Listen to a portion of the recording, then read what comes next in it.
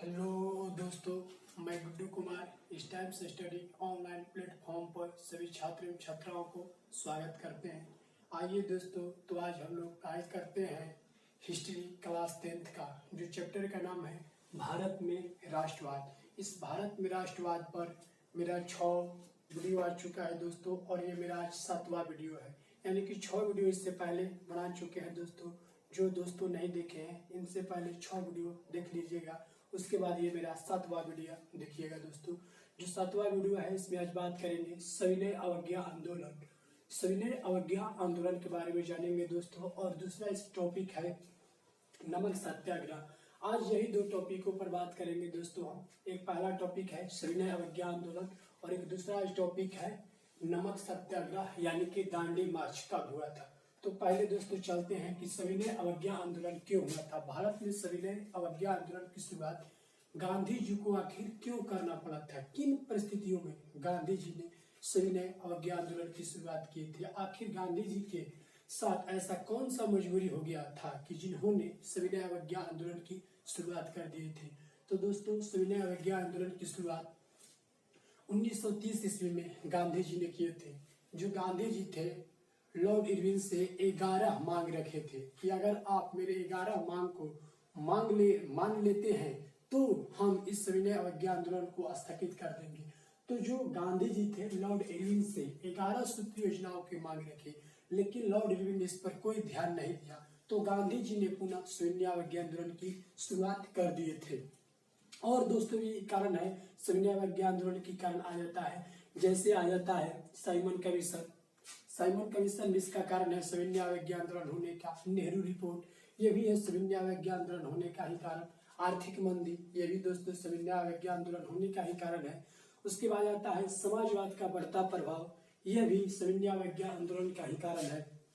उसके बाद आता है दोस्तों पूर्ण स्वराज की मांग। तो जितने भी ये कारण है सब सविनय अवज्ञा आंदोलन की है, लेकिन जो सबसे प्रमुख है वो हम आप लोगों के समक्ष रख दिए हैं दोस्तों। जो 11 मांग रखे थे गांधी जी, और लॉर्ड इरविन ने इनको ठुकरा दिए, इन पर कोई ध्यान नहीं दिए। तो गांधी जी ने सविनय अवज्ञा आंदोलन की शुरुआत कर दिए थे, जिनका शुरुआत हुआ था दोस्तों 1930 ईस्वी में।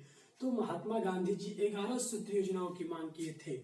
11 सूत्री योजनाओं की मांग किए थे, जिनमें से यहाँ पर प्रमुख है जो लिख दिए दोस्तों। पहला था मांग महात्मा गांधी जी सविनय अवज्ञा आंदोलन में अपना पहला मांग रखे थे पूर्ण रूप मदिरा निषेध। गांधी जी को कहना था कि पूर्ण रूप से क्या होना चाहिए, मदिरा निषेध होना चाहिए। यानी मदिरा निषेध यानी कि शराबबंदी। महात्मा गांधी जी क्या चाहते थे कि शराबबंदी हो। शराबबंदी गांधी जी पहला अपना मांग रखे थे कि पूर्ण रूपेण मदिरा निषेध। गांधी जी पहला अपना बात रखे थे पूर्ण रूपेण मदिरा निषेध, यानी कि शराबबंदी। गांधी जी पूर्ण रूप से शराबबंदी चाहते थे। भारत में पूर्ण रूप से क्या चाहते थे उस समय, वो शराबबंदी चाहते थे। शराबबंदी के चलते भारत में एक और सत्याग्रह हुआ था दोस्तों। वो बताते हैं एक सत्याग्रह हुआ है चौरा चौरी कांड, जो इससे ही संबंधित था, मदिरा निषेध से ही संबंधित था। जो चौरा चौरी कांड हुआ था उत्तर प्रदेश के गोरखपुर में, उस पर भी एक वीडियो बनाएंगे दोस्तों। लेकिन यहाँ पर थोड़ा से बता देते हैं कि मदिरा जो निषेध था, जो उत्तर प्रदेश में हुआ था चौरा चौरी कांड, ये मदिरा निषेध से ही संबंधित था। वहां पर जो पुरुष थे अधिक मात्रा में शराब का सेवन कर रहे थे, और अधिक मात्रा में शराब के सेवन करने से उनकी घर की स्थिति जो था दयनीय हो गया था। तो वहां की जितने भी महिलाएं थी, ये सोची कि पूर्ण रूप से किसी न किसी तरह शराब को बंद कराना ही पड़ेगा। अगर इसी तरह से पुरुषों हम लोग का शराब पीते रहेंगे तो घर का विकास नहीं हो पाएगा। तो वहां पर महिलाओं ने एक संघ बनाई, और उस संघ के जरिए इस मदिरा का निषेध को बंद कराने में अपनी एक भूमिका निभाती है। और इसमें एक प्रमुख व्यक्ति आते हैं भगवान दास आर्य, जो इन सभी महिलाओं का एक नेतृत्व करते हैं, और नेतृत्व कर कहते हैं कि आप लोग चलिए, और हम सभी जितने भी ये ठेकेदार हैं शराब को चलाने वाले, उन सभी ठेकेदारों को, भट्टियों को बंद करा देंगे। और शाम के वक्त मसाल लेकर निकलते हैं और सभी भट्टियों को बंद कराते हैं, और वहीं पर पुलिस के बीच इन लोगों का टकराव हो जाता है, और यहीं पर चौरा चौरी हत्याकांड घटित हो जाता है दोस्तों। तो इस पर एक वीडियो बनाएंगे, चोरा चोरी कांड, हत्याकांड क्यों हुआ था, ये शॉर्ट में बता दिए कि पूर्व जो मदिरा निषेध है ये चोरा चोरी कांड से ही संबंधित है। तो गांधी जी पहला बात बोले थे कि पूर्ण रूप में क्या होना चाहिए, मदिरा निषेध होना चाहिए। गांधी जी प्रथम अपना वादा लॉर्ड इरविन के समक्ष रखे। दूसरी बात रखे, ब्रिटेन का रुपया और भारत के रुपयों का जो मूल्य हो समान होना चाहिए। गांधी जी का यह कहना था दोस्तों कि ब्रिटेन का रुपया और भारत के रुपयों का मूल्य क्या होना चाहिए, समान होना चाहिए। गांधी जी का कहना था कि जो ब्रिटेन का रुपया है और भारत का रुपया है, दोनों का जो मूल्य होना चाहिए इक्वल होना चाहिए, यानी दोनों रुपयों का जो वैल्यू हो सेम होना चाहिए। जैसे भारत में 1 रुपया का मूल्य अगर 2 रुपया है, 2 रुपया है तो ब्रिटेन का रुपयों का भी 1 रुपया का मूल्य 2 रुपया ही होना चाहिए। ये नहीं कि भारत के 1 रुपये का मूल्य 2 रुपया है और ब्रिटेन के 1 रुपये का मूल्य 10 रुपया हो गया। गांधी जी ये नहीं चाहते थे। गांधी जी चाहते थे कि भारत के रुपये और ब्रिटेन के रुपये दोनों का मूल्य इक्वल होना चाहिए, बराबर होना चाहिए, तब जाकर हमारे देश से जो विकास कर पाएगा, नहीं तो विकास नहीं कर पाएगा। अगर उन लोग 1 रुपया लेकर आते हैं तो हमारे यहाँ 10, 15 या 20 या 30 जितना वैल्यू हो जाएगा और हमारा 1 रुपया का वैल्यू 1 ही रुपया रहेगा, तो हम लोग का विकास कैसे हो पाएगा। तो गांधी जी अपना दूसरा मांग रखे थे कि भारत के रुपये और ब्रिटेन के रुपये का जो मूल्य है दोनों का मूल्य एक समान रहना चाहिए।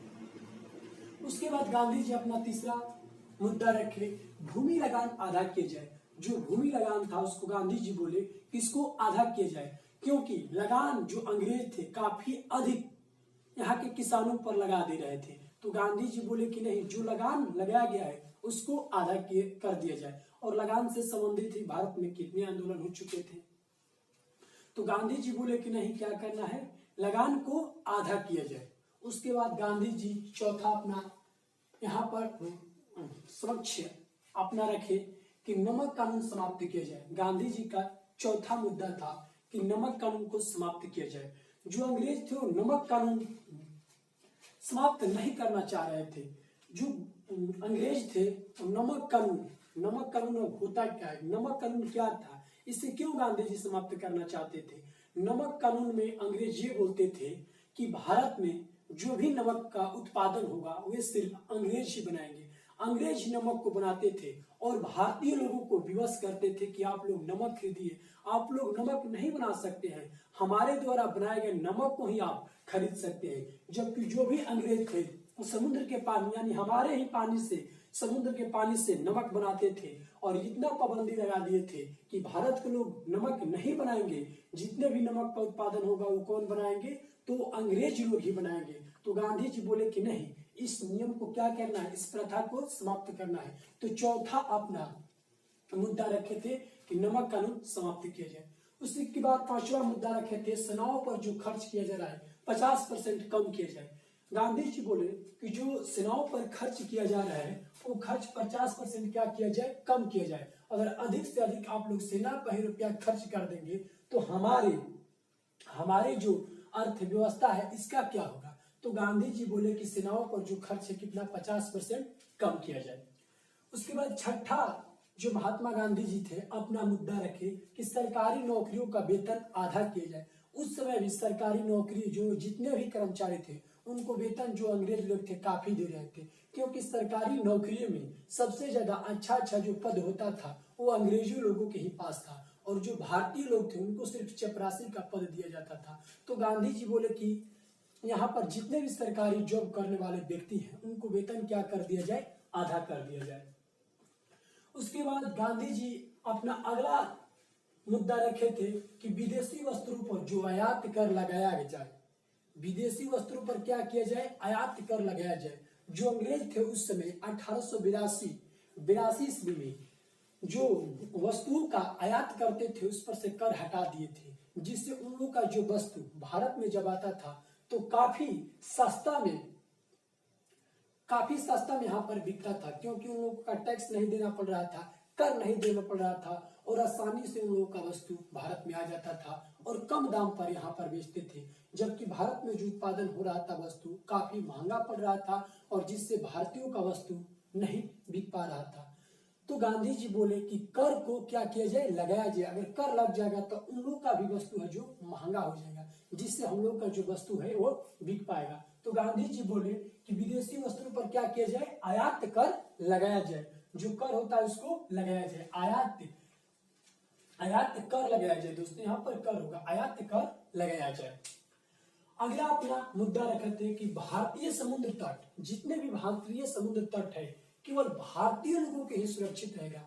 यानी गांधी जी का अगला उनका मुद्दा था कि भारतीय जो समुद्र तट है हम लोग का केवल भारतीय लोगों के ही सुरक्षित रहेगा। इसका उपयोग अंग्रेज लोग नहीं करेंगे। सिर्फ कौन करेंगे, भारतीय समुद्र तट का जो उपयोग है सिर्फ भारत के लोग ही करेंगे, भारत के लोग ही करेंगे। इसमें क्या होता है समुद्र तट में, यानी कि बंदरगाह पर जो भी जहाज आता है माल लेकर, ये सिर्फ उपयोग इसका कौन करेंगे, तो सिर्फ भारत के लोग ही करेंगे, अंग्रेज के लोग नहीं करेंगे। उसके बाद गांधी जी एक महत्वपूर्ण यहाँ पर बात रखे कि सभी राजनीतिक कैदियों को रिहा किया जाए। गांधी जी बोले कि जितने भी राजनीतिक कैदी हैं उन सभी राजनीतिक कैदियों को रिहा कर दिया जाए। आप लोग जितने भी क्रांतिकारी हमारे नेताओं को कैद किए हैं उन सभी राजनीतिक कैदियों को रिहा कर दीजिए। गांधी जी का ये अगला मुद्दा था। उसके बाद गांधी जी बोले कि गुप्तचर पुलिस हटा दिया जाए। गांधी जी बोले कि जितने भी गुप्तचर पुलिस है उनको हटा दिया जाए। ये गुप्तचर पुलिस एक खबरी का काम करते थे, ये खबरी का काम करते थे, उधर का बात इधर बता देते थे और इधर की जो बात होते थे जाकर उधर बता देते थे। यानी एक प्रकार से सोचो तो ये लड़ाने का काम करते थे। तो गांधी जी बोले कि गुप्तचर पुलिस को क्या कर दिया जाए, हटा दिया जाए। अगला बात बोले कि आत्म सुरक्षा के लिए हथियार की छूट दिया जाए। गांधी जी बोले कि सभी व्यक्तियों को जिनको आर्थिक दृष्टि ठीक है, जो व्यक्ति हथियार रखना चाहते हैं आत्म सुरक्षा के लिए, उनको हथियार के लिए लाइसेंस की सुविधा दिया जाए। गांधी जी का ये लास्ट अपना मुद्दा था कि आत्म सुरक्षा के लिए हथियार की छूट दिया जाए। यानी कि जितने भी भारत के लोग हैं जो आर्थिक दृष्टि से मजबूत हैं, जो चाहते हैं कि हम गन रखें यानी कि हम हथियार खरीद कर रखें, तो उनके लिए लाइसेंस की व्यवस्था किया जाए ताकि हर व्यक्ति अपना आत्म सुरक्षित हो सके, आत्म सुरक्षा स्वयं कर सके हथियार के जरिए। ये गांधी जी 11 मुद्दा रखे थे लॉर्ड इरविन के समक्ष, लेकिन जो लॉर्ड इरविन था इन मुद्दों पर ध्यान नहीं दिया। इन मुद्दों पर लॉर्ड इरविन ने ध्यान नहीं दिया, तब गांधी जी ने सविनय अवज्ञा आंदोलन की शुरुआत कर दिए थे। इसके आगे और भी मुद्दा आता है सविनय अवज्ञा आंदोलन की शुरुआत। ये तो 11 महत्वपूर्ण है, और भी कारण है इसका, जैसे है साइमन कमीशन। साइमन कमीशन के बजाय भी सविनय अवज्ञा आंदोलन की शुरुआत हुआ था। नेहरू रिपोर्ट के चलते भी सविनय अवज्ञा आंदोलन की शुरुआत माना जाता है। समाजवाद का बढ़ते प्रभाव के कारण भी सविनय अवज्ञा आंदोलन की शुरुआत माना जाता है। दोस्तों आर्थिक मंदी के कारण भी सविनय अवज्ञा आंदोलन की शुरुआत माना जाता है, जो 1929 और 30 के दौरान आर्थिक मंदी आया था। उसके बाद पूर्ण स्वराज की मांग, यानी पूर्ण स्वराज की मांग 1929 ईस्वी में किया गया था। इसके द्वारा भी ये सविनय अवज्ञा आंदोलन की शुरुआत माना जाता है भारत में। तो आइए जानते हैं थोड़ा सा कि साइमन कमीशन क्या था। तो साइमन कमीशन भारत शासन अधिनियम 1919 के द्वारा इस पर पुनर्विचार करके 1927 ईस्वी में साइमन कमीशन का गठन किया गया और इसे 3 फरवरी 1928 ईस्वी में भारत भेजा गया। जब भारत आया तो यहाँ के लोगों ने साइमन कमीशन को जबरदस्त विरोध किए, क्योंकि इसमें जितने भी सदस्य थे सभी अंग्रेज ही सदस्य थे और इसका जो अध्यक्ष था वो भी अंग्रेज थे, सर जॉर्ज साइमन थे। तो जो भारत के लोग थे, भारत के लोग बोले कि इनमें 1 या 2 भी कम से कम भारतीय सदस्य होना चाहिए, लेकिन इसमें कोई भारतीय सदस्य नहीं थे। इसी वजह से यहाँ के लोगों ने, भारत के लोगों ने साइमन कमीशन को विरोध किए थे। और जब ये 3 फरवरी 1928 ईस्वी को भारत में आया तो भारत के लोगों ने इस साइमन कमीशन को रद्दी कागज की टोकरी में फेंक देने वाला एक काला कानून बोले कि ये कोई कानून नहीं है, रद्दी कागज की टोकरी में फेंक देने वाला काला कानून है। और इसका सबसे जबरदस्त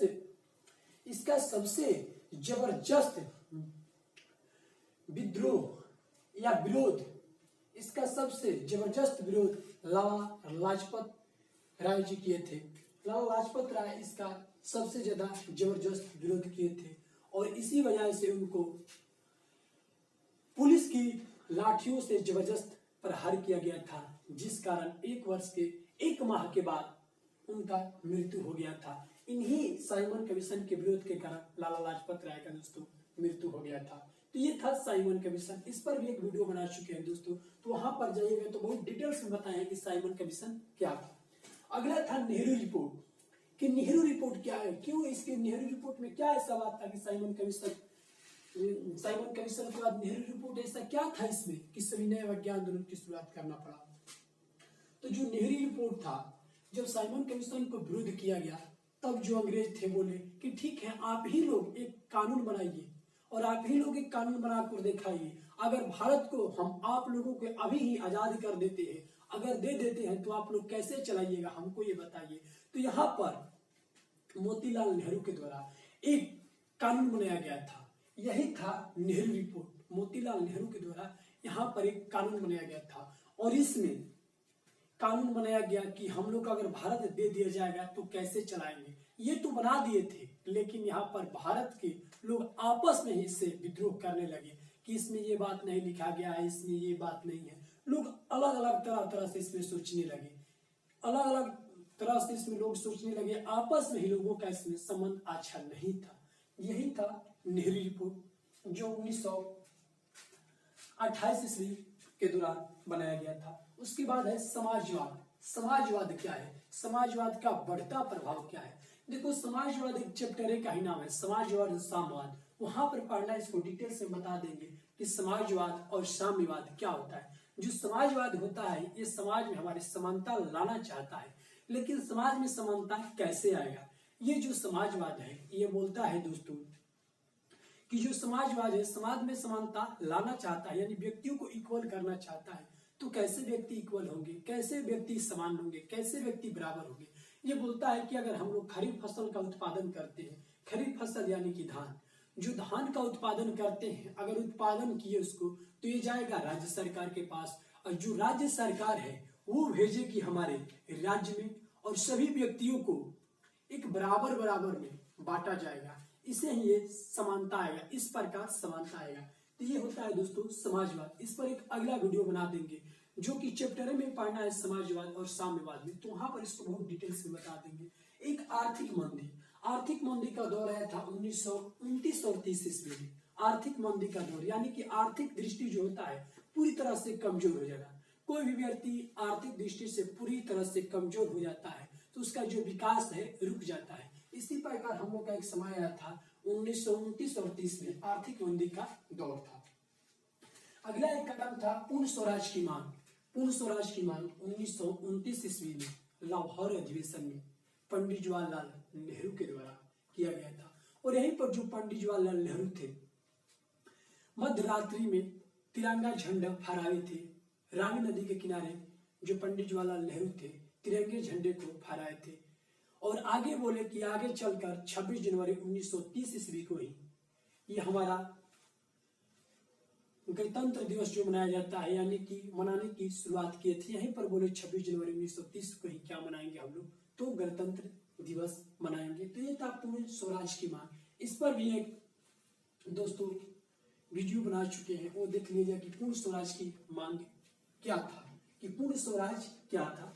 तो यहाँ पर बहुत कम शॉर्ट में बता दिए कि पूर्ण स्वराज क्या था। अब आते हैं दोस्तों, अगला है कि नमक सत्याग्रह यानी कि दांडी मार्च। एक है नमक सत्याग्रह यानी कि दांडी मार्च। नमक सत्याग्रह यानी कि दांडी मार्च, नमक सत्याग्रह बोलते हैं या दांडी मार्च। नमक सत्याग्रह की शुरुआत 12 मार्च 1930 को चालू हुआ था और 6 अप्रैल 1930 ईस्वी को यह दांडी मार्च की समाप्त हुआ था। यानी जो दांडी मार्च था या नमक सत्याग्रह था 12 मार्च 1930 ईस्वी को चालू किया गया था और 6 अप्रैल 1930 ईस्वी तक चला था।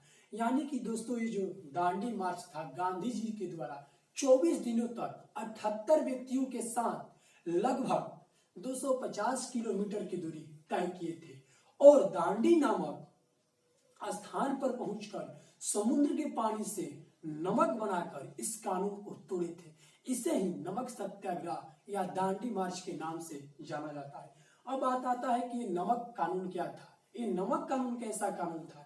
ये नमक कानून दोस्तों, जो नमक कानून था, जो अंग्रेज थे उस समय ये बोलते थे कि भारत में जो नमक का उत्पादन हो रहा है वे सिर्फ अंग्रेज ही करेंगे, अंग्रेज व्यक्ति ही करेंगे, अंग्रेज ही करेंगे, यानी भारतीय लोगों का नहीं करना है। इतना अत्याचार कर रहे थे अंग्रेज। अंग्रेज हमारे ही घर में रहकर हमारे ऊपर ही पाबंदी लगा रहे थे।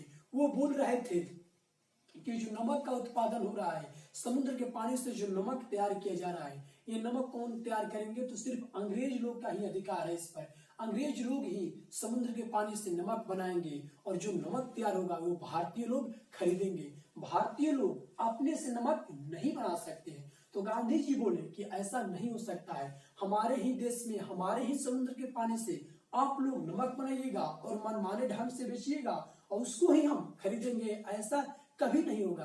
तो इसके लिए ही गांधी जी ने 78 व्यक्तियों के साथ 250 किलोमीटर की दूरी 24 दिन में तय किए और वहां दांडी नामक गांव में पहुंचकर समुद्र के पानी से स्वयं नमक बनाकर इस नमक कानून को तोड़े थे गांधी जी। तो ये था दोस्तों नमक सत्याग्रह, जो लिख दिया है यहाँ पर कि नमक सत्याग्रह क्या था। तो नमक सत्याग्रह यानी कि दांडी मार्च की शुरुआत 12 मार्च 1930 को चालू हुआ था और 6 अप्रैल 1930 तक चला था। यानी कि नमक सत्याग्रह की शुरुआत गांधी जी ने 78 व्यक्तियों के साथ गुजरात के साबरमती आश्रम से 12 मार्च 1930 ईस्वी को चालू किए तथा 250 किलोमीटर की दूरी तय करके 6 अप्रैल 1930 ईस्वी को दांडी नामक स्थान पर पहुंचकर समुद्र के पानी से गांधी जी स्वयं नमक बनाकर इस कानून को तोड़ दिए और इसे ही नमक सत्याग्रह या दांडी मार्च के नाम से इतिहास में जाना जाता है दोस्तों, जिन्होंने गांधी जी इसमें महत्वपूर्ण भूमिका अदा किए थे। यहाँ पर गांधी जी स्वयं समुद्र के पानी से उस नमक को बनाए और इस नियम को तोड़ दिए। अब समुद्र के पानी से नमक कैसे बनता है? तो समुद्र के पानी लेते हैं, उसको उबालते हैं और भाप बनकर जो पानी होता है उड़ जाता है और जो नमक होता है नीचे वो बढ़ जाता है। तो इस प्रकार समुद्र के पानी से दोस्तों नमक बनाया जाता है, जो गांधी जी किए थे। कहाँ किए थे? तो दांडी नामक स्थान पर पहुंचकर समुद्र के पानी से स्वयं नमक बनाए और इस काला कानून जो था अंग्रेजों का उसको तोड़ दिए। तो इसे ही नमक सत्याग्रह या दांडी मार्च के नाम से जाना जाता है। तो ये दोस्तों दो हो गया, नमक सत्याग्रह या दांडी मार्च, और एक पहला बता है सविनय अवज्ञा आंदोलन। तो आज के लिए इतना ही दोस्तों। ये जो मेरा आज टॉपिक था भारत में राष्ट्रवाद का, पार्ट आज 7 दिख रहे थे। इससे पहले दोस्तों 6 पार्ट बना चुके हैं, तो 6 वीडियो देख लीजिएगा। इसके बाद ये 7वां वीडियो है। अगला टॉपिक इसमें जारी रहेगा दोस्तों।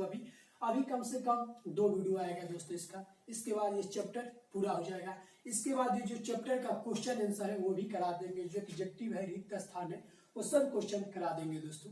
अगर वीडियो अच्छा लगे दोस्तों तो इस वीडियो को लाइक कीजिएगा, अपने ग्रुप में ज्यादा से ज्यादा दोस्तों शेयर कीजिएगा और इस चैनल को सब्सक्राइब कर लीजिएगा दोस्तों। और कमेंट करना नहीं भूलिएगा दोस्तों। अगर कहीं पर भी क्वेश्चन में कुछ समझ में आए तो कमेंट बॉक्स में पूछ सकते हैं दोस्तों कि यहाँ पर ये समझ में नहीं आया है, तो आपका जवाब अगले वीडियो में हम दोस्तों दे देंगे।